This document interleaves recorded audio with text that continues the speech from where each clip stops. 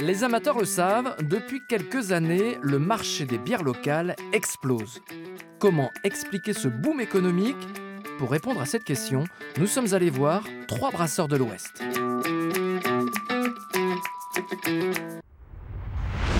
Et c'est dans le centre-ville de Nantes que nous trouvons le premier élément de réponse. Dans la microbrasserie Les Bières de Charlotte. Ici, 3 variétés sont brassées toute l'année pour quelques milliers d'hectolitres seulement. Et ça marche. À chaque fois, il y a la touche personnelle de Charlotte, ici en préparation de sa blonde épicée, la Carlotta. Alors je compte les clous de girofle pour la Carlotta. Ça a une épice qui est très forte, donc on n'en met pas beaucoup.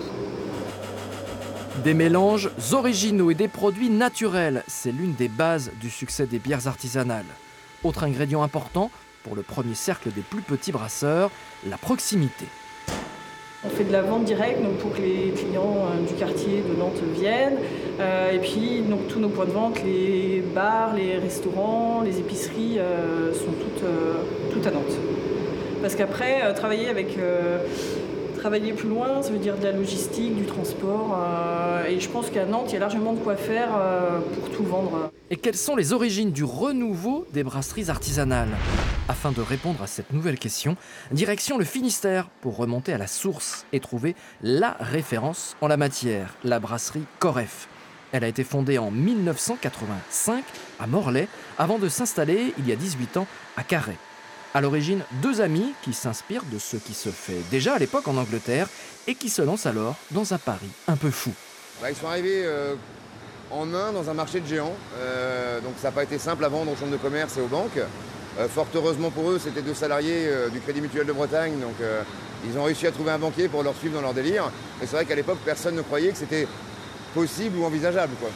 Et aujourd'hui, quel est le poids économique des bières artisanales dans les ventes en France? Tout en haut, avec 75%, il y a bien sûr les bières industrielles. Ensuite, à 20%, il y a les bières d'importation. Et enfin 5%, c'est ce qui reste aux bières artisanales. Un chiffre modeste, mais en constante augmentation, avec un marché très porteur. Ici en Vendée, la brasserie Mélusine prévoit de doubler sa capacité de production tout en restant indépendante d'un grand groupe. Et le prix de vente dans tout ça, il peut être 3 à 4 fois plus élevé qu'une bière standard. Bien sûr, c'est plus cher. C'est plus cher, mais on n'a pas la même qualité de produit. On n'utilise pas d'additifs, d'auxiliaires de fabrication. On est sur du 100% naturel pour la plupart d'entre nous.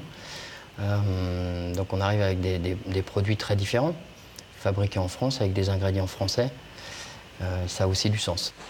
Micro, local ou régional, on dénombre quelques 1200 brasseries indépendantes en France, dont un peu plus de 10% dans l'Ouest. Même si la Bretagne et les Pays de la Loire ne sont pas encore l'Alsace ou le Nord, ici aussi, le phénomène des bières locales monte doucement mais sûrement en pression, et ils sont de plus en plus à trinquer au succès de cette nouvelle tendance.